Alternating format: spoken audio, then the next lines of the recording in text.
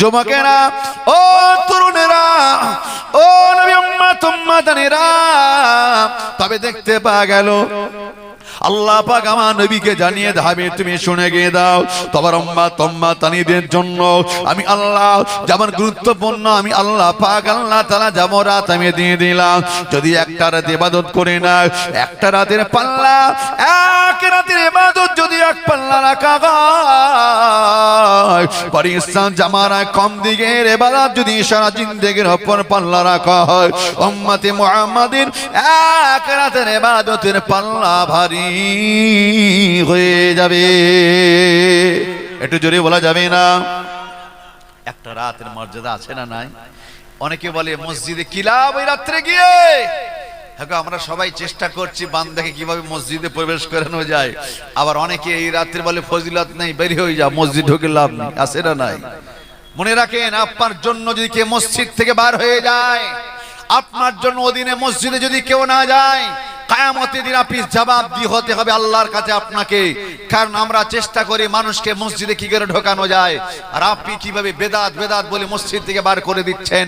অনেকে বলে শাবান মাসের ব্যাপারে, শবে বরাতের ব্যাপারে না হাদিসে লেখা না কোরআনে লেখা। আরে বাবা, শবে বরাত নয়, নিসফুস শাবান বলা আছে। নিসফুস শাবান মানে কি? এই শাবান মাসে 15 তারিখের রাত। আপনি পড়েন, আগে দেখেন কি লেখা আছে। নিসফুস শাবান, শাবান মাসে 15 তারিখের রাত। অত সহজ নয় যে রাত্রে আল্লাহ রাসূল স্বয়ং তিনি নিজে আল্লাহ নবী জিয়ারত করেছেন, ইবাদত করেছেন। একটু জোরে বলুন সুবহানাল্লাহ। আম্মা জায়েশা সিদ্দিকা রাদিয়াল্লাহু তাআলা আনহা, আল্লাহ নবী বিছানায় শুয়ে রয়েছেন, আমার আম্মা জানি বিছানায়, আল্লাহ নবী শুয়ে আছেন। হঠাৎ দেখতে পান রাতের গভীর আম্মা জান, ও জওয়ানেরা, আম্মা জানে ঘুমটা ভেঙে গেল। আম্মা জায়েশা সিদ্দিকা চেয়ে দেখে আল্লাহ নবী আর বিছানাতে নাই। আম্মা জায়েশা সিদ্দিকা চিন্তিত হয়ে পড়লেন, নবী আমার কোথায় চলে গেলেন? আমার নবী দুশমন চারিদিকে ছড়িয়ে আছে, না জানে আমার নবীকে যদি একাকী পেয়ে যায় নবীর উপর অত্যাচার করে দেবে। আহা, নবী দুশমন চারিদিকে। ও জওয়ানেরা, ইসলাম তো সহজে আসে নাই, পিছনে আক্রান্ত কষ্ট পরিশ্রম আছে না নাই? নবী একা বার হবেন, নিরাপত্তা নাই, কি সময় ছিল ভাবুন। আম্মা জান চিন্তিত, দুশ্চিন্তা পড়ে গেলেন, রাসূল কোথায় গেলেন? কিন্তু আমি আয়েশা যদি ঘর থেকে বেরিয়ে যায় রাসূলকে খুঁজতে, না জানি বিয়াদবি হবে, স্বামীকে না বলে ঘর থেকে বার হওয়া যাবে। কিন্তু রাসূলুল্লাহ যদি অত্যাচারিত হয়ে যায়, নবী যদি বিপদগ্রস্ত হয়ে যায়, তাই আমি আয়েশা বলার প্রয়োজন মনে না করে আমি ঘর থেকে বেরিয়ে পড়েছি আমার স্বামীর মহব্বতে। একটু জোরে বলুন সুবহানাল্লাহ। রাতের আধারে আমি আয়েশা সিদ্দিকা রাদিয়াল্লাহু তাআলা আনহা, আমি রাতের আধারে বেরিয়ে পড়লাম।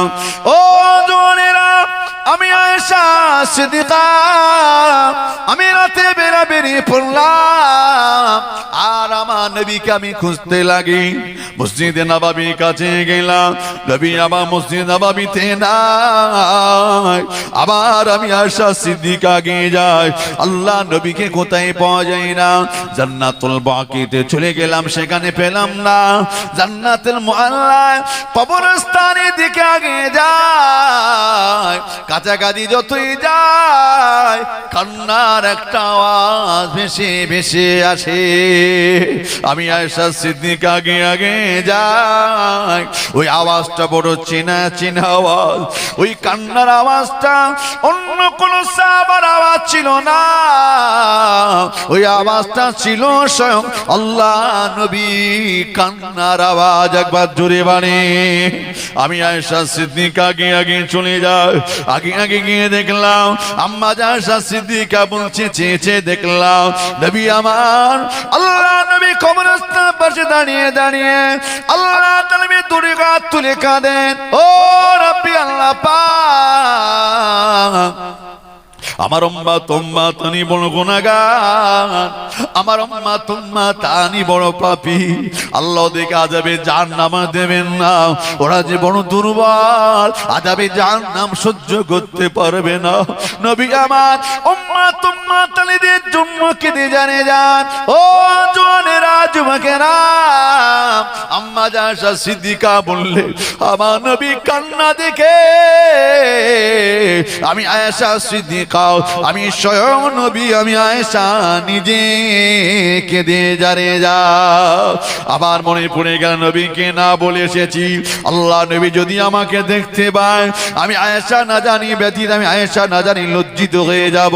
আল্লাহ নবী অত্যন্ত রাগান্বিত হয়ে যেতে পারে। আমি আয়েশা আবার আমি ভয়ে ওখান থেকে দৌড় মেরে চলে আসলাম। দৌড়ে দৌড়ে গিয়ে আমি আয়েশা সিদ্দিকা আমার কুটুরি ঘরের ভিতর আবার আমি শুয়ে পড়লাম। আল্লাহ রসুল আসছেন না, আমি গিয়ে শুয়ে পড়েছি, অপেক্ষা করছি, নবী আসেন না, রসুল আসেন না। আমি আয়েশা বড় চিন্তিত হয়ে পড়লাম, আমার নবী কেন আসছেন না। ও জওয়ানেরা, যুবকেরা, ও নবী উম্মত উম্মাতানেরা, আমি আয়েশা সিদ্দিকা বড় চিন্তিত হয়ে পড়লাম, আল্লাহ নবী কেন আসেন না। আবার আমি ওখান থেকে বেরিয়ে পড়লাম, আবার আমি জান্নাতুল বাকি গেলাম, আবার জান্নাতুল মোল্লা গেলাম, আমার নবীকে খুঁজে পাওয়া যায় না। ও জওয়ানেরা, যুবকেরা, নবী আমার আবার দেখতে পাওয়া যায়। ওখানে যখন না পেলাম আমি আয়েশা আবার আমি চিন্তিত হয়ে পড়লাম, নবী কোথায় চলে গেলেন, আল্লাহ নবী কোথায় চলে গেলেন। আমি আবার নবীকে না পেয়ে আমি আয়েশা সিদ্দিকা আমি বড় চিন্তিত হয়ে পড়লাম। কিছুক্ষণ পরে আবার যখন পানির দিকে রওনা হয়ে যায়, ও জওয়ানেরা, মসজিদে নববীর পাশে যখন পৌঁছে যায়, মসজিদে নববী সেই ভিতর দিয়ে কান্নার আওয়াজ ভেসে ভেসে আসে। একবার জোরে বলে, আটো জোরে বলা যাবে না। আল্লাহু আকবার। প্রথম দেখলেন কোথায়? কবরস্থানের পাশে দাঁড়িয়ে রাসূল কারীম দুটি হাত তুলে আল্লাহ তাআলা কাঁদছে। অনেকে বলে কবরস্থান করা, কবর জিয়ারত করা যাবে না, বলে কি বলে না, আমার নবী জিয়ারত করেছেন, জিয়ারত করা যাবে না। হাদিসে দলিল দেখাচ্ছে, তারা প্রমাণ দেখাচ্ছে, দলিল আছে, জি নিশ্চয়ই লেখা আছে, আমি অস্বীকার করব না। হাদিস শরীফে লেখা আছে জিয়ারত করা যাবে না। কখন? প্রথম পর্যায়ে যখন সাহাবাদের ভিতরে আপনজন ইন্তেকাল করতেন, তারা দাফন করতে গিয়ে কবরস্থানের পাশে খুব কাঁদতেন, তারা খুব কাঁদতেন। আর আল্লাহ রাসূল দেখলেন যে সাহাবারা তারা কি করছেন, কবরস্থানের পাশে খুব কাঁদছে, নিজেরা কবরস্থানের কাছে গোড়াগড়ি দিচ্ছে, কাঁদছে, খুব কাকুনি মিনতি করছে। এই দৃশ্যখানে দেখবার পর নবী বললেন কবর জিয়ারত বন্ধ করে দাও। এরপরে সাহাবারা মৃত্যুর ব্যাপারে আবার যখন ধৈর্য ধারণ করা শিখলো, নবী আবার বলছেন কবর জিয়ারত করো। একবার জোরে বলুন। জিয়ারত যেমন করা যাবে না লেখা আছে, আবার জিয়ারত করা যাবে এও লেখা আছে। আসলে সব জিনিসটা তো একটা দেখলে কি বোঝা যাবে? আগ পিছে সমস্ত কিছু দেখার দরকার আছে না নাই? লা তাকরাবুস সালাত, নামাজ পড়ো না। যদি এটাই যদি আমরা শুধু পড়ি ইয়া আইয়ুহাল্লাযিনা আমানু, আল্লাহ বলছেন হে ঈমানদারেরা লা তাকরাবুস সালাত, নামাজ পড়ো না। যদি খালি এটা আমরা নিয়ে নিই, যদি বলি দেখো কোরআনে লেখা আছে লা তাকরাবুস সালাত, নামাজ পড়া যাবে না, কিন্তু পরে লেখা আছে ওয়ান্তুম সুকারা, ওটা যদি বাদ দেই কিছু বুঝতে পারবো? ওয়ান্তুম সুকারা মানে নেশাকিত মদ্যপায়ী অবস্থায় নামাজ পড়া যাবে না। আমরা যদি ওটা যদি না নেই তো এটা বুঝতে পারবো না। এই জন্য যে কোনো জিনিস কখনো কখনো কোন হাদিসে এসেছে, কিছু কিছু জিনিস আবার রদ বদল হয়ে গেছে, হ্যাঁ, এগুলো মনসুখ হয়ে গেছে হাদিসগুলো, আবার নতুন করে হাদিস, হ্যাঁ, যেমন কিতাবে লেখা আছে কুকুর দেখলে তোমরা মারো, হাদিস শরীফে রাসূল কারীম বললেন, তাই বলে সব কুকুর, হ্যাঁ, যদি সব কুকুরকে যদি মেরে দেওয়া হয় তাহলে কি হবে? কুকুর যদি মেরে দেওয়া হয় তাহলে আমাদের জন্য অপকার হবে কি হবে না? ক্ষতি হবে কি হবে না? কুকুর কি করে, উপকার করে কি করে না? কিছু না হলে নোংরা আবর্জনা এগুলো খেয়ে সাফ করে দেয়, জীবাণু মুক্ত করে, এগুলো আমাদের জন্য উপকার। যদি কিনা কুকুর আমরা মেরে তাড়িয়ে দিই সবগুলো এলাকা ছেড়ে, তাহলে জীবাণু, বিশেষ করে যেগুলো আমাদের জীবাণু মাপার কিনা অনেক ইত্যাদি ইত্যাদি মুরগি, ছাগল, হ্যাঁ, গরু মারা যায়, এখানে সেখানে ফেলে দেই, যেগুলো মাটি না দিয়ে মুরগি ইত্যাদি ইত্যাদিগুলো যেগুলো খেয়ে সাফ করে দেয়, নোংরা আবর্জনা এগুলো থাকলে পরে কি হবে? জীবাণু সৃষ্টি হবে, আমরা রোগগ্রস্ত হয়ে যাব। এই জন্য প্রথমে কিন্তু কুকুর মারাও বলা হয়েছে। কেন? সাহাবারা ইমানে কালমা পড়েছে, অনেক সাহাবারা কুকুরকে ভালোবাসতেন। অনেকে আছে না কুকুর পোষে, কুকুর ভালোবাসে, কিন্তু বিনা কারণে কুকুর পোষা যাবে? যদি বাড়িতে বিনা কারণে কুকুর রাখা হয়, সে বাড়িতে রহমতে ফেরেশতা বলুন ঢুকবে না, হাদিস শরীফে লেখা আছে। তবে যারা ওই কুকুর পোষে ভালোবাসে, আল্লাহ নবী বললেন ইমানে কলমা পড়েছে কিন্তু কুকুরকে ছাড়ছে না। কুকুরের গায়ের ঘাম শরীরে রাখলে নাজিস হয়ে যাবে, নাপাকি হয়ে যাবে। কি হয়ে যাবে? নাপাকি হয়ে যাবে। এই জন্য কুকুরকে তাড়াও, কুকুরকে মারো। এমন করে কুকুরের প্রতি মহব্বতটাকে বিচ্ছিন্ন করার জন্য কুকুরকে মারতে বলা হয়েছে হাদিসে লেখা আছে। এরপর নবী বলছেন কুকুরকে মেরো না, ওই কুকুরকে মারো। নবী বলছে কুকুরকে মেরো না, আর কারণ কুকুরের প্রতি মহব্বত বিচ্ছিন্ন হয়ে গেছে, এখন আবার নিষেধ করলেন কুকুর মেরো না। বুঝতে পারছেন কথা? এরপরে নবী বলছে ওই কুকুরকে মারো যে কুকুর কালো কুকুরের চোখের বরাবর, চোখ বরাবর উপরে দেখবেন সাদা দাগ আছে, সাদা চিহ্ন আছে। কালো কুকুর চোখ বরাবর উপরে সাদা দাগ আছে, এরকম কুকুর দেখেছেন না? দেখা যায় না? দেখা যায়। এই কুকুরগুলো মেরে তাড়াও, কাছে বাড়িতে সহজে ঢুকতে দিও না। কারণ হচ্ছে ওই কুকুরের উপরে জেনে ভর করে বেশিরভাগ রাত্রে, আর এরা মানুষকে ভয় দেখায়, আতঙ্কিত করে, যার ফলে মানুষ রোগগ্রস্ত বিপদগ্রস্ত হয়ে যায়। এই নবী বলছে ওই কুকুরগুলো মারো। কথা বুঝলেন? যে আমার ভাইয়েরা, এই যে হাদিস শরীফে যারা ওই হাত ঝাড়া মেরে নামাজ পড়ে রফায়দাইন করে, আসে না নাই? হ্যাঁ, এরা বলে হাদিসে আছে আছে আছে, আমিও বলছি আছে, তাই তো তারা করে। কিন্তু কখন বলা হলো যেমন কুকুর ভালোবাসতো, কুকুর ভালোবাসতো, তেমন যারা মূর্তি পূজারী মূর্তিকে ভালোবাসতো। রাসূল কারীম বলছেন মূর্তি পূজা করা যাবে? আল্লাহ বলেছেন ইন্না শিরকালা যুলমান আযীম, কেউ যদি মূর্তি পূজা করে কি হবে? শিরকি করা হবে। তাহলে শিরকি করা মানে তাদের ঠিকানা কোথায়? আল্লাহর জাহান্নাম। আল্লাহ সব গুনাহ maaf করে কোরআনে বলছেন ইন্না শিরকালা যুলমান আযীম, আল্লাহ শিরকি গুনাহকে কখনো maaf করবে না। কথা বুঝলেন? এরপরে রাসূল কারীম যখন আয়াত শুনিয়েছেন, সাহাবারা কি করলেন? মূর্তি থেকে দূরে থাকলেন। কিন্তু যতই হোক মহব্বত তো থাকবেই, যেহেতু আগে থেকে পূজা করতো। হ্যাঁ, এই জন্য কিছু সাহাবারা ছোট ছোট ওই মূর্তিগুলো, ঠাকুরগুলো নিয়ে তারা চেপে রাখতো, বগলের নিচে লুকিয়ে রাখতো, লুকিয়ে রাখতো যাতে খুঁজে না পায় কোথায় রেখেছি। যখন সাহাবারা, কিছু সাহাবা নবীর কানে খবর দিয়েছেন, নবী বলছেন তাহলে ওরা মূর্তি নিয়ে নামাজের সময় কি করে? নামাজের সময়ও বগলের নিচে থাকে। বলছে আল্লাহু আকবার, তাহলে তো নামাজ হবে না। নামাজ হবে নাকি? মসজিদের ভিতরে কোন জায়গায় ছবি আছে দেখেছেন? রাখা যাবে? যে ঘরে নামাজ পড়েন ছবি রাখলে নামাজ হবে? সে ঘরে হবে না। তাহলে ছবি রাখলে যদি নামাজ না হয়, তাহলে মূর্তি রাখলে নামাজ হবে? হবে না। তাহলে কি করতে হবে? মূর্তিগুলোকে বার করতে হবে। কি করে বার করবেন? নবী বলছেন আল্লাহু আকবার যখন কি করবেন? হাত মারবে, হাতটাকে লম্বা করো। যখন আবার রুকুতে যাবে আবার হাতকে লম্বা করো। ওই হাত ঝাড়া মারে না, করে না? এগুলো হাদিসে আছে, এগুলো করো। করলে কি হবে? হাতটা উঁচু করলে পরে নিচে থেকে ওই যে মূর্তিটা পড়ে যাবে। সিজদা হালাতে, এই নামাজে হালাতে কাতারে দাঁড়িয়ে সবার সম্মুখে যদি পড়ে যায়, মান সম্মান থাকবে না? যাবে, লজ্জিত হয়ে যাবে। তাহলে পরের দিন, পরের ওয়াক্তে আর কিন্তু সে আনতে, পরের ওয়াক্তে নিয়ে আসতে সে আর পারবে না। তাই নবী কি বললেন? এভাবে সিস্টেমটা চালু হয়ে গেল। একজন সাহাবা, কাছে রয়েছে তো মূর্তি, এখন সে রাস্তা দিয়ে যাচ্ছে, হঠাৎ তার রাস্তায় টয়লেট পেয়ে গেছে। এখন ইস্তেঞ্জা পেয়েছে, টয়লেট পেয়েছে, আর যতই হোক মূর্তি নিয়ে তার টয়লেট করা যাবে? হ্যাঁ, বেইজ্জতি হবে প্রতিমার। তাই কি করলো? রেখে দিয়ে এক জায়গায় রেখে দিল, রাস্তার পাশে রেখে দিয়ে টয়লেটে চলে গেছে। টয়লেট থেকে ঘুরে এসে দেখছে ওই মূর্তির গা দিয়ে একদম রহমতের পানি ঝরছে, গোটা শরীরটা ভেজা, মূর্তির শরীরটা ভেজা। এ ভাবছে রহমতের পানি আমার দেবতার গায়ে থেকে যখন ঝরছে, এ পানি কি আর সহজে ছাড়া যায়? তেন পানিটা নেব কি করে? ঝরে তো যাচ্ছে। হাত দিয়ে বলছে একবার দেখি তো কেমন রহমতের পানি। এখন পানি হাতে করে নিয়ে একটু জিহ্বায় ঠেকিয়ে দেখছে একটু লবণাক্ত ভাব। ভাবটা কি? লবণাক্ত। বলছে লবণাক্ত পানি কেন? দূরে তাকিয়ে দেখছে কুকুর যাচ্ছিল, এখনো তার সে টপকাচ্ছে, এখনো পেশাব করার পরও কুকুরের টপকা, এক ফোঁটা দু ফোঁটা টপকায় না। তো দেখলো যে ওরই কাজ, কাজটা কার? ওই ঝেলেছে। আর ও যদি, এ দেবতা যদি কুকুরের পেশাব থেকে নিজেকে রক্ষা করতে না পারে, তো আমার কেমন করে রক্ষা করবে? তাই সে নিজে আছাড় দিয়ে হাত পা ভেঙে কুড়িয়ে নিয়ে রাসূলুল্লাহ দরবারে হাজির। হুজুর চেয়ে দেখুন, আপনি বলার পরও আমরা রাখতাম গোপনে গোপনে, কিন্তু এই দৃশ্য হওয়ার পরে বুঝে গেছি যে নিজেকে রক্ষা করতে পারে সে আমাকে কি করে রক্ষা করবে? বলে হুজুর আজ থেকে আমি তওবা করে ছেড়ে দিলাম। একটু জোরে বলুন। রাসূলুল্লাহ দেখলে মূর্তি থেকে দূরে হয়ে গেল। আবার কি বললো? না, এবার যেমন হবে নামাজ সেই সালামতে নামাজ আদায় করো। অনেকে বলছেন এভাবে, তো ওটাও লেখা আছে, কিন্তু পরেক্ষণে আবার মনসুখ হলো, আবার এটা চালু হলো। এইভাবে অনেক হাদিস, অনেক রকম ব্যাপার রয়েছে। তবে কথা হলো, যেটা অনেকে নিষেধ করে, জানবেন দলিল দিচ্ছে ও হাদিসে আছে, কিন্তু মাযহাব পাল্টে গেছে, বিভিন্ন মাযহাব আছে না নাই, যে যেটাকে অনুসরণ করে, যে যেটাকে অনুসরণ করে। তা আমি বলছি না যে তারটা খারাপ, নিশ্চিত আছে সে মানছে, কিন্তু আমরা যেটা মানছি নিশ্চিত আমরাও যাচাই বাছাই করে আমরা নিশ্চিত মানছি। আমাদের শায়েখে যারা, আমাদের আল্লামা যারা, আমাদের পীর মুর্শিদ যারা, ওরা অন্ধ নয়।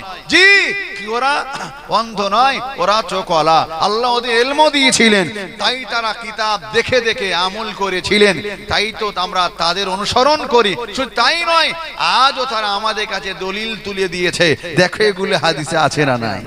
ঠিক না বেঠিক বলুন?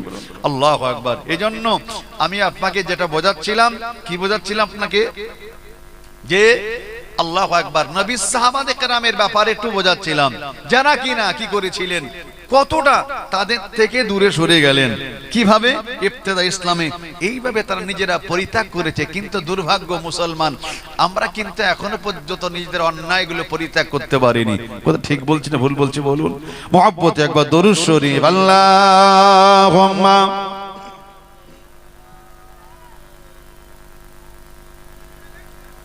একটু মুহাব্বতে পড়েন।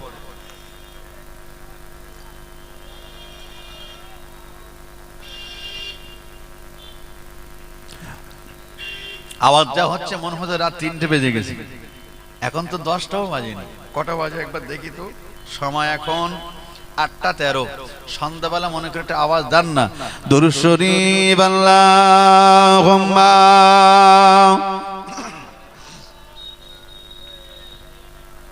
মাশাআল্লাহ, খুব ভালো লাগছে। ওয়া আলা আলি সাইয়্যিদিনা,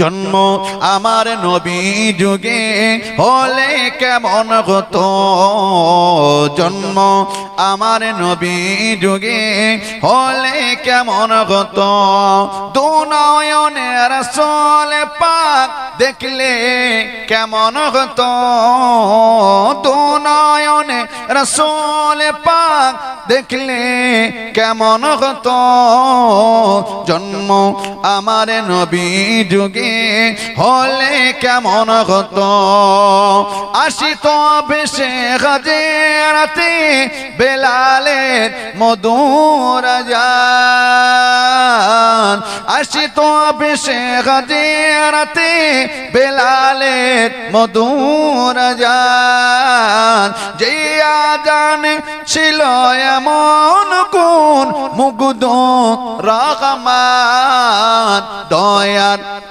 নবীর পিছে নামাজ পড়লে কেমন হতো, দয়ার নবীর পিছে নামাজ পড়লে কেমন হতো, আল্লাহুম্মা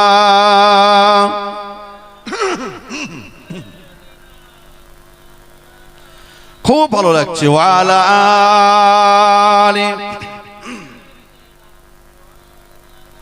চলুন তাহলে কি বোঝাচ্ছিলাম, যে কবর জিয়ারত করার ব্যাপারে নিয়ে আমি আপনাকে বোঝাচ্ছিলাম। অনেকে বলছে নাই, কিন্তু আবারও হাদিস শরীফে আছে, যখন মৃত্যুর ব্যাপারে মানুষ ধৈর্য ধারণ করা শিখলো, নবী বলছেন আবার কবর জিয়ারত করো, আছে না নাই?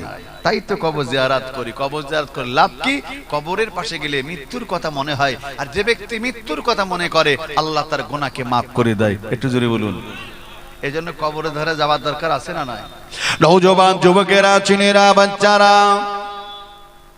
ও নবী উম্মত উম্মতানিরা, জওয়ানেরা, যুবকেরা, ছেলেরা, বাচ্চারা, কিন্তু বর্তমানে দেখতে পাওয়া যায় কোন মাইয়ে যদি হয়ে যায়, জানাজার নামাজ পড়ে বান্দা কবর জিয়ারতের জন্য লাইনে দাঁড়িয়ে রয়েছে, সেইখানে গিয়ে বান্দা মুঠো বুকে মাটি দেওয়ার জন্য, 3 মুঠো মাটি দেওয়ার জন্য বান্দা কাতার লাইনে দাঁড়িয়ে রয়েছে। বান্দা ওই জায়গায় দাঁড়িয়ে দাঁড়িয়ে বান্দা তামাশায় আর কি করে না, নাই করে না? একজনকে দাফন করবে, সেখানে দাঁড়িয়ে বান্দা আর কি তামাশা ঠাট্টা করছে। খাবার অনেক সময় দাঁড়িয়ে দাঁড়িয়ে কি খই নিয়েও ডলতেছে, এরকম আছে না নাই? আল্লাহু আকবার, আল্লাহু আকবার। ও জওয়ানেরা, যুবকেরা, ও তরুণেরা, নবীর উম্মত উম্মতানিরা, তবে শুনে রাখেন, জেনে রাখেন, না অনেকে আজ 60-70 বছর বয়স হয়ে গেল, এখনো পর্যন্ত বান্দা বিড়ি খাওয়া ছাড়তে পারে না, এখনো পর্যন্ত বান্দা গাঁজা খাওয়া বন্ধ করতে পারে না, মদ খাওয়াটা বন্ধ করতে পারে না, এখনো পর্যন্ত শরাবি খাওয়াটা বন্ধ করতে পারে না। ও যুবকেরা, জওয়ানেরা, নবী সাহাবায়ে কেরামেরা কেমন পরিবর্তন হয়ে গেলে।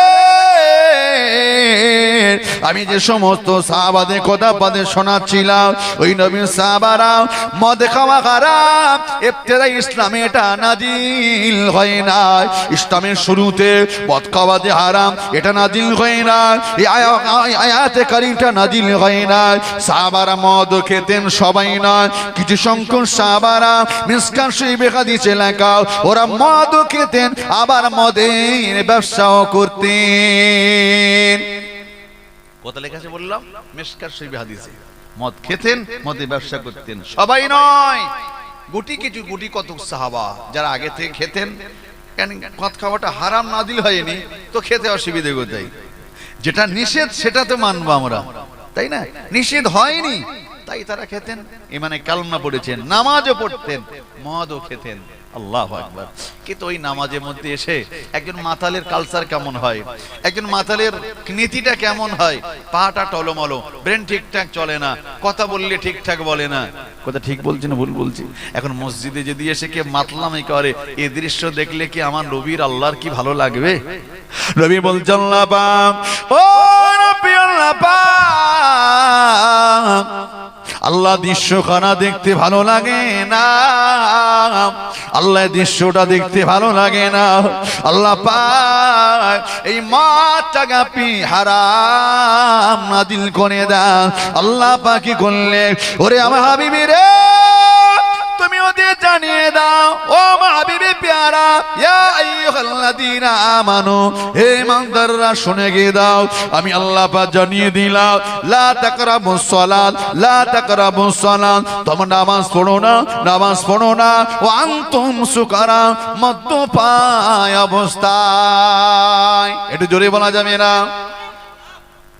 রাসূল বলছে, আল্লাহ দেখতে আমার ভালো লাগে না, আল্লাহ আল্লাহ আপনি এটা নিষেধ করে দেন না, আল্লাহ আল্লাহ হাতে কারিমা নাজিল করে বলছে, হাবিব তুমি ওদেরকে বলে দাও, নামাজ পড়া অবস্থায়, নেশাকৃত অবস্থায় নামাজ হবে হবে না, ওদেরকে নিষেধ করে দাও।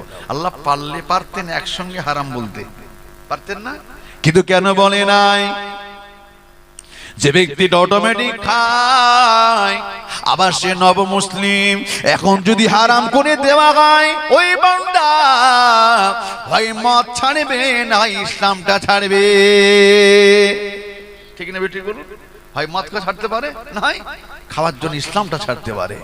ও জওয়ানেরা, ও যুবকেরা, কেউ যদি পাট ড্যাং বান্ডিল করে বিড়ি খায়, ওরে যদি বলে হয় বিড়ি খাওয়া বন্ধ করে দাও, ও বাঁচবে নাকি আর? অনেকে বলে বিড়ি না খেলে টয়লেট হয় না, জ্বালা আসে না? নাই, টয়লেটে যাওয়ার আগে একটা ধূপকাঠি ধরিয়ে নিয়ে তবে যায়। ঘুম থেকে উঠলে আগে বালিশের তলে হাত রায়, খোঁজে, চোখ বন্ধ কিন্তু খুঁজতেছে কি গো, ধূপকাঠি। না, বুদ্ধির ঘরে কি করছে বলে বুদ্ধির ঘরে ধমা দিচ্ছি। আল্লাহ আকবার। সকালবেলা একটা খেলে বলতে খালি একবার খালি পেট, খালি পেটে খেলে কি হয় বলে একটা ফুল ডাবের কাজ করে। নাউযুবিল্লাহ মিন যালিক। এই ফুসফুসেটা মূল্যবান কি মূল্যবান না বলুন? আল্লাহ অনেক মূল্য দিয়েছেন। যদি নষ্ট হয়ে যায় সেটা কিসের কারণে? আপনি ধোঁয়া, ওই যে নেশা করছেন, গাঁজা টানছেন, বিড়ি টানছেন, সিগারেট টানছেন, এর ফলে আপনার ফুসফুসটাকে নষ্ট করে দেয়। ইসলাম মানে উপকার, ক্ষতি নাই। ও জওয়ানেরা, ও যুবকেরা, কোনটা খেলে উপকার, কোনটা খেলে ক্ষতি আল্লাহ আগে থেকে জানিয়েছেন। এজন্য ইসলাম মানে বিজ্ঞান, বিজ্ঞান ইসলাম নাই, কিন্তু ইসলামে আছে পরিপূর্ণ বিজ্ঞান। একবার জোরে বলুন, আরো জোরে হবে না? তুই মা দিতে বললে অনেকে টেনশন হয়, তুই মাথায় দেবো সম্ভব না। হ্যাঁ, তুই মাদের লাভ কি আছে এটা জানার দরকার আছে না? নাই? ও জওয়ানেরা, বাইরে কে জীবাণু ঘুরে ঘুরে বেড়ায়, এই জীবাণুগুলো খালি চোখে দেখতে পাওয়া যায় না, দেখতে পাওয়া যায়। টিনের ঘরের মধ্যে চেয়ে বসে আছি, সরু ছিদ্র, শীতকালের সময় বেশি বোঝা যায়, টর্চ লাইটের মতো, ফ্ল্যাশের মতো একটা লাইট যখন সূর্যের তাপ পড়ে, পাশে বসে আছেন দেখবেন কিছু জীবাণু তার মধ্যে ঘুরছে, এগুলো খালি চোখে দেখা যায়, ওগুলো জীবাণু। এই জীবাণুগুলোর শরীরে লাগলে কি হয়, অনেকের সময় স্কিনে রোগ হয়, ব্রেনে লাগলে মাথার সমস্যা হতে পারে। এই জন্য মাথাটাও ঢাকো। তুই বডিটা যদি ঢাকতে পারো, হেড অফ দ্য ডিপার্টমেন্ট কোনটা? মাথা। একটা হাত কাটা মানুষ বাঁচে, একটা পা কাটা মানুষ বাঁচে, একটা মাথা কাটা মানুষ কি বাঁচবে? বাঁচবে না। এই জন্য মাথাটা ঢাকার দরকার আছে না নাই? ব্রেন ঠিক থাকলে সব ঠিক থাকে। কত পাগল রাস্তায় ঘুরে ঘুরে বেড়ায়। হাত পা যেমনই আমার যেমন তার তেমনি আছে, মাথা যেমন তার তেমনি আমার রয়েছে। এরপরে কেন বান্দা এক পায়ে জুতো আছে এক পায়ে নাই? কাঁধে আছে কেন ঝোলা, গায়ে কেন নোংরা জামা? বান্দা রাস্তায় রাস্তায় কেন ঘুরে বেড়ায়? আসলে হেড অফ দ্য ডিপার্টমেন্ট মাথার ভিতরে কোন এক জায়গা আল্লাহ স্ক্রিপ্টটাকে ঢিলা করে দিয়েছে। তাই তো বান্দা পাগলে বেশি ঘুরে ঘুরে বেড়ায়। ও জওয়ানেরা, যুবকেরা, ও ছেলেরা, বাচ্চারা, আল্লাহ পাক কত বড় দয়ালু। আল্লাহ চাইলে আমার আপনাকে পাগল করে রাস্তায় রাস্তায় ঘোরাতে পারতেন, পারতেন না? কিন্তু আল্লাহ আমাকে পাগল করে নাই, আল্লাহ আমাকে ম্যাট করে নাই, আল্লাহ আমাকে উল্লাস করে নাই। আল্লাহ পাক আমাকে 18,000 মুখগাদের শ্রেষ্ঠ জ্ঞানী মানুষ বানিয়েছেন। একবার জোরে বলেন, আল্লাহ আমাকে সুস্থ বানিয়েছে। ও জওয়ানেরা, যুবকেরা, আল্লাহ কোরআন শরীফ 30 নম্বর পারা জানিয়ে দেয়, বান্দা ফালয়ানজুর ইনসানা মিম্মা খুলিক, বান্দা তুমি তোমার চারদিক তাকাও, আমি আল্লাহ পাক কত সুন্দর করে তোমাকে সাজিয়ে গুছিয়ে বানিয়েছি। বান্দা একবার দেখো না, আয়নার সম্মুখে দাঁড়ালে চেহারা দেখা যায় কি যায় না? কত সুন্দর করে আমার আল্লাহ বানিয়েছেন, কত বড় কারিগর। ও আল্লাহ, যুবকেরা, আল্লাহ পৃথিবীর বুকে কোটি কোটি কোটি মানুষ বানিয়েছেন, কত বড় কারিগর। কারোর সাথে কারোর চেহারার মিল নাই। হবাহ মিলতে পারে কি? বাপের ছেলে ছেলে বাপের মতো দেখতে লাগে, চাচাতো ভাই ভাইয়ের মতো দেখতে লাগে। না না না, নিজের একেবারে হবাহ করে নাই। আপনি বলতে পারেন জড়ুয়া, বলতে পারেন কি যমজ বাচ্চা যারা, কিন্তু মা ঠিক চেনে কে হাবিল আর কে কাবিল, ঠিক না বলে? কে হাসান কে হোসাইন, কে হাবিল আর কে কাবিল, কেউ না চিনলে মা ঠিক চিনতে পারে। 1 ঘন্টা ছোট বড় হলে পার্থক্য আছে না নাই? আছে। একবার জোরে বলা যাবে না? কিছু না হলে তাদের ফিঙ্গারের পার্থক্য আছে না নাই? চোখের লেন্সের পার্থক্য আছে না নাই? যুবকেরা, আল্লাহ পাক কোটি কোটি মানুষ বানিয়েছেন, কারে ফিঙ্গারের সাথে কারে ফিঙ্গারে মিল নাই, এমনকি বাপের সাথে ছেলের ফিঙ্গারে কোনো মিল নাই। একবার জোরে বলেন, এই কারিগরটা কে? আমার আল্লাহ। একবার জোরে হবে না? ও জওয়ানেরা, যুবকেরা, বান্দা এগুলো দেখে না। বান্দা হুগলি সেতুর পাশে দাঁড়িয়ে ভাবে কত সুন্দর করে বানিয়েছে হুগলি সেতুটা। ওপারে দুটো পেলে, এপারে দুটো পিলার, দোলনার মতো ব্রিজটা ঝুলছে। সত্যি বিজ্ঞানে ব্রেন আছে, কি সুন্দর করে বানিয়েছে। অস্বীকার করলাম না, নিশ্চয়ই। ও জওয়ানেরা, যে বিজ্ঞান বানিয়েছে সে তো মানুষ, ওর মাথায় ব্রেন দিয়েছে কে? একবার জোরে বলেন। আরো জোরে বলা যাবে? বড় বরকতের মাস, ফজিলাতের মাস। এর পরে পরে আসছেন রমজান মুবারক। এর আগে যে মাস বিদায় নিল, মাসটি ছিল রজব মাস। 27শে রজব রাসূল করিম সাল্লাল্লাহু আলাইহি সাল্লাম মেরাজে গেছিলেন। তিনি সেখান থেকে নামাজ এবং রোজা আমাদের জন্য তোহফা রাসূল করিম নিয়ে এসেছিলেন। এরপরে আল্লাহ পাকের রসুল আল্লাহ পাকের দরবারে বলেছিলেন, আল্লাহ আমার উম্মতের হায়াত কম, সময় কম, আল্লাহ ওরা 5 ওয়াক্ত নামাজ পড়বে কিভাবে? আল্লাহ পাক বললেন, হাবিব আমি আল্লাহ প্রথমত 50 ওয়াক্ত দিলাম, এখন যে 5 ওয়াক্ত দিয়েছি নিশ্চিত আমি আল্লাহ তাদের সময় বার করে দেব। তাই টাইম আল্লাহ নির্ধারণ করে দিয়েছেন। এরপরে একটা জয়ীফ হাদিস এসেছে 6 মাসের রোজা। কমিয়ে 1 মাসে রোজা করে দিলেন। কিন্তু রাসূল কারীম খুব একটা খুশি না। নবী একটু চিন্তিত, আল্লাহ আমার পূর্বে যতগুলো নবী এসেছিলেন তার উম্মতদের হায়াত আমার উম্মতের চেয়ে অনেক অনেক গুণ বেশি ছিল। বনি ইসরাইল জামানার কম দিকের 500, 1000, 1500 অধিক সময় তাদের দেওয়া হয়েছিল। এই লম্বা সময় অনেক ইবাদত তারা করেছিলেন। রাসূল করিম বলছেন, আল্লাহ আমার উম্মতেরা এত অল্প সময় কি এমন ইবাদত করবে? কারণ এদের হায়াত 50, 60, 70, 80, 100। ইবাদতের দিক দিয়ে তাদের সমতুল্য কি হতে পারবে? নবী করিম বলছেন, হাবিব তুমি চিন্তা করো না, তোমার উম্মতের হায়াত কম, সময় কম, কিন্তু ফজিলত ফ্যাসিলিটি আমি আল্লাহ দ্বিগুণ বাড়িয়ে দিলাম। একটু জোরে বলুন, কি ফজিলত দিলেন? আল্লাহ পাক বলছেন, হাবিব তোমার উম্মতানিদের জন্য আমি আল্লাহ 50 ওয়াক্তের নামাজকে বাদ দিয়ে 5 ওয়াক্ত করেছি। যদি তারা 5 ওয়াক্ত নামাজ আদায় করে 50 ওয়াক্ত নামাজ পড়ার সওয়াব পাবে। 6 মাসের রোজা থেকে কমিয়ে 1 মাস করে দিলাম। 1 মাসের রোজা যদি আদায় করে কম বেশি 6 মাসের রোজার সওয়াব তারা পেয়ে যাবে। একটু মহব্বত করে বলুন সুবহানাল্লাহ। শুধু তাই নয় হাবিব, এর পরেও যদি তাদের কম মনে হয়, আমি রাসূল করিম বলছি তোমার উম্মতের জন্য 5টি গুরুত্বপূর্ণ রাত আমি দিলাম। কটা রাত দিয়েছেন? 5টা রাত। এই 5টা রাতের আল্লাহ পাক ফজিলত অনেক অনেক গুণ দিয়েছেন। তাই তো অন্যান্য নবীরা বললেন, আল্লাহ আপনি আমাদেরকে রাসূল না করে, নবী না করে আখিরি জামানা নবী যদি উম্মত করতেন, আল্লাহ আমরা বড় খুশি হয়ে যেতাম। আহা, আল্লাহ পাক নবী ঈসার দোয়াকে কবুল করেছেন। তাই তো জিন্দা হালাতে আসমানে তুলে নিলেন। তিনি আছেন, আবারও আসবেন। তিনি নবী হয়ে নয়, আমার আব্বার মতো সাধারণ উম্মত হয়ে এসে আবার 40টা বছর কম বেশি তিনি দায়িত্ব পালন করবেন। জি, আল্লাহর দেওয়া দায়িত্ব আবার 40 বছর পালন করবেন, নবী হয়ে নয়। আমার আব্বার মতো সাধারণ উম্মত, তার আশা ছিল আখিরি নবীর উম্মত হওয়া। কিন্তু আজকে বড় দুর্ভাগ্য, আজকে মাহফিল হচ্ছে, গুটি কত মানুষ মাহফিলে বসে আছে, রাস্তা দিয়ে লোক বলছেন। বড় ভাববার বিষয়। যদি আজকে কম বেশি আমার ইসরাফিল ভাই বলছিলেন, আমার খুব মহব্বতের ভাই, খুব মহব্বত করেন। আমিও ভাইকে আল্লাহর জন্য খুব ভালোবাসি। দীর্ঘদিন ভাইয়ের সাথে সম্পর্ক, আজ থেকে নয়, বহুদিনের সম্পর্ক। ভাইয়ের ওসিলা আজকে এখানে আসলাম।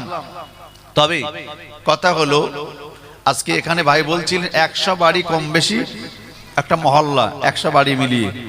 এখন প্রত্যেকটা বাড়িতে একজন করে যদি আসে 100 জন, তো 100 জন যদি বসে যায় ওয়াজ করতে অসুবিধা হবে? ইনশাআল্লাহ না। কিন্তু তারপরও আসতে চায় না ভাই। যদি এখানে এই মাহফিলটা না দিয়ে আবার কবরস্থানকে কেন্দ্র করে মাহফিল, তারা হয়তো ভাবছে টাকা দেওয়ার দরকার দিয়ে দিলাম, মাহফিল খাটার দরকার খেটে দিলাম, ঝামেলা ক্লিয়ার, এখন ওয়াজ শুনবে কবরবাসী। ওরা কি আমল করতে পারবে? আর ওয়াজ তো হবে জিন্দা মানুষের জন্য, যারা আমল করবে। আল্লাহর শুকরিয়া, আস্তে আস্তে লোকজন যখন আসছেন, আল্লাহর রহমত হবে, আল্লাহ মাহফিল পরিপূর্ণ করিয়ে নেবেন। একটু মহব্বতে বলুন সুবহানাল্লাহ। দেখুন, আল্লাহ পাক আমাদেরকে চাইলে পারত যুবক হসপিটালে শুইয়ে রাখতে। আল্লাহ তিনি পারলে পারতেন নার্সিংহোমের বিছানায় অসুস্থ করে শুইয়ে রাখতে। আল্লাহ আমাদেরকে সুস্থ হালাতে বাঁচিয়ে রেখেছেন। আরে মাহফিলের দিন আপনি আড্ডা মারছেন, মাহফিলে যদি না বসেন, কিয়ামতের দিন আপনাকে জবাবদিহি হতে হবে। অতএব আপনি বসে যান, কিয়ামতে আমার নবী আপনাকে চিনবে, কেউ না চিনলেও। রাসূল করিম আমার আপ্পা চিনবে যদি নবীর মহব্বত আমরা বসে যাই। প্রিয় ভাইরা, চলুন এগিয়ে যাই। তাহলে কি বলছিলাম?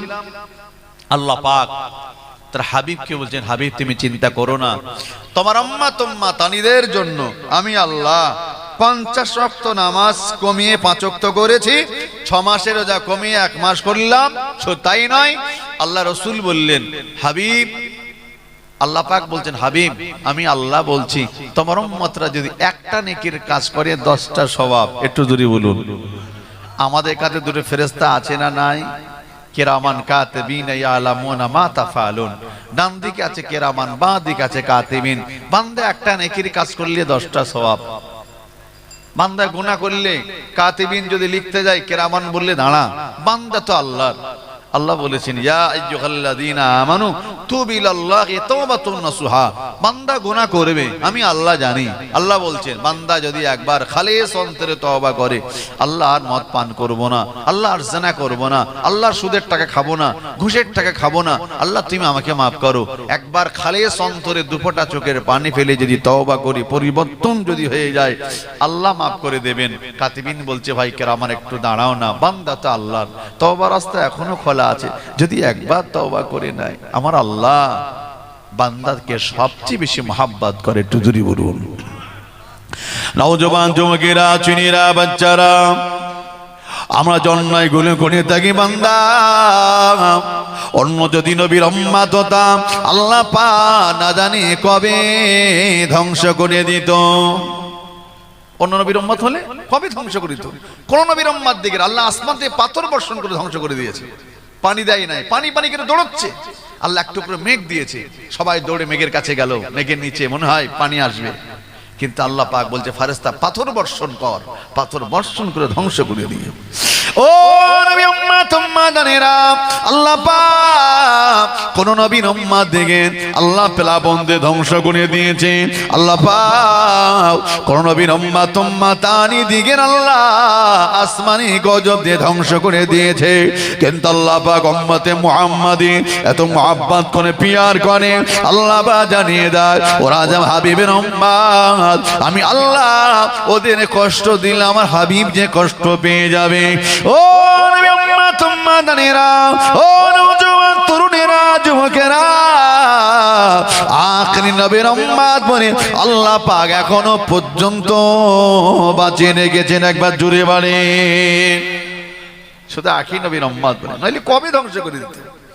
সেই নবী 63টা বছর খেয়ে না খেয়ে পেটে পাথর বেঁধে ইয়া রাব্বি হাবলি উম্মতি উম্মতি উম্মতি, আল্লাহ আমার উম্মত উম্মাতানিদের অবস্থা কি হবে। আচ্ছা ভাইজান, মাইকম্যান ভাই, নিচের গুলো একটু কমিয়ে দেন তো, যেগুলো নিচের দিক আছে ভাইদের কানে লাগছে। উপর যেগুলো আছে ওগুলো ওরকম থাক, নিচে গুলো একটু কমিয়ে দেন। ও নওজওয়ান যুবকেরা, ও ছেলেরা, বাচ্চারা, জনেরা, যুবকেরা, শুনে গিয়ে দেন। তবে দেখতে পাওয়া গেল আল্লাহ পাক আল্লাহ তাআলা জানিয়ে দেয় হাবিব তুমি শুনে গিয়ে দাও, তুমি উম্মত উম্মাতানিদের জন্য কাঁদো, আমি আল্লাহ তোমার কান্নাকে সহ্য করতে পারি না। আল্লাহ ডেকে বলে হাবিবি রে, তোমার উম্মত উম্মাতানির হায়াত কম বলে আমি আল্লাহ 5টা গুরুত্বপূর্ণ রাত আমি দিয়ে দিলাম। আল্লাহ পাক জানিয়ে দেয় নাম্বার 1 সাইয়্যিদুল আইয়াম, যেটা জুমার দিন বলা হয়, ওই জুমার একটা রাত যেটাকে দিনের সর্দার বলা হয়, ওই দিনের সর্দারটাকে জুমার দিন বলা হয়। জুমার আগে যে রাতটা সেটা হলো জুমার রাত বলা হয়। আল্লাহ পাক আল্লাহ তাআলা জানিয়ে দেয় হাবিবি রে, এই বছরের দুটি রাত আল্লাহ পাক আমার জানিয়ে দে হাবিব, শুনে রাখো, শুনে রাখো হাবিব, শাবান মাসের এই মাসের 15 তারিখের রাত যেটা আমরা শবে বরাতের রাত বলি, এরপরে আল্লাহ পাক জানিয়ে হাবিব তুমি শুনে গিয়ে দাও, আর রমজান শরীফের লাইলাতুল কদরের রাত আমি আল্লাহ দান করে দিলাম হাবিব। এই রাতগুলি জেগে জেগে আমি আল্লাহ আমার তাসবিহ তেলাওয়াত জিকির আজকার মুরাকাবা মুশাহিদা যদি করে না, দুপোটা চোখের পানি পেলে আযাবের জাহান্নামা ভয়ে যদি কাঁদে, আল্লাহ পাক জানিয়ে দে হাবিব চিন্তা করো না, আমি আল্লাহ তোমার উম্মত উম্মাতানিদের গুনাহ মাফ করে দিয়ে ওদের ইবাদতের পাল্লা আমি আল্লাহ ভারী করে দেব। একবার জোরে বলে, একটু জোরে বলা যাবে না? অনেকে আছে আবার এই রাত্রে গেলে আবার বলে যে সারা বছর খুঁজে পাওয়া যায় না, শবে বরাতের রাতে মসজিদ ভর্তি হয়ে গেছে। বলে কি বলেন? যে ব্যক্তি এই কথা বলে ওই ব্যক্তিটা কাবিরা গুনাহ করলো। কারণ আমরা চেষ্টা করি মানুষকে মসজিদের মধ্যে প্রবেশ করানো। ভাই ওই ছোটগুলো কমে গেছে, একটু কম লাগছে, উপরগুলো একটু হালকা বাড়িয়ে দেন, একটু দিয়ে দেখেন, একটু দেন ভাই, একটু বাড়ান, একটু বাড়ান, আর একটু দেন হালকা, গ্যাং যাতে না নেয়। ব্যাস ব্যাস, আপনাদের নিচে ঠিক আছে? মানে যাক আলহামদুলিল্লাহ, আর কিছু করতে হবে না, আপনি আপনার কাজ করুন, আর অসুবিধা নেই।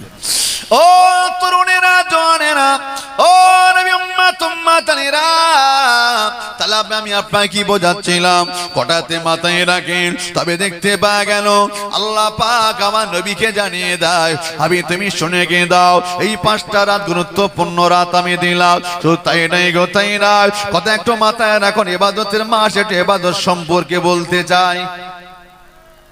যে মৌসুমে সে ফল খেতে ভালো লাগে না, ইবাদতের মাস সামনে আসছে, আবার ইবাদতের মাস, যদি এই ব্যাপারে যদি না বলি তাহলে কিন্তু খানিকটা খেয়ানত করে হবে না। এই জন্য একটুখানি মাস সম্পর্কে একটা আলোচনা করতে চাই। আল্লাহ কবুল করেন, বলুন আল্লাহুম্মা আমিন। এটা আওয়াজ দেন তো নারে তাকবীর। যারা বাইরে আছেন ভাবছে হয়তো মোটি লোকজন নেই, আল্লাহর শুকরিয়া আওয়াজ করবার মতো তো হয়েছে। একটু আওয়াজ দেন নারে তাকবীর, একটু জোর করে দেন নারে তাকবীর, নারে তাকবীর। ও তরুণেরা, জওয়ানেরা, ও মায়েরা, বোনেরা, বেটিরা, ইবাদতের মাস, এটা ইবাদত সম্পর্কে দুটো কথা শুনে নেন। খবরদার সময় নষ্ট হতে দেবেন না। এরপরে একটা মাস হয়তো মাহফিল হবে না, বন্ধ হয়ে থাকবে। অনেক সময় ইফতারি মাহফিল চালা, আর কিন্তু রাতে মাহফিল হবে না, বন্ধ হয়ে যাবে রমজান মাস। তাই যুবকেরা, ও তরুণেরা, ও নবী উম্মত উম্মাতানেরা, তবে দেখতে পাওয়া গেল আল্লাহ পাক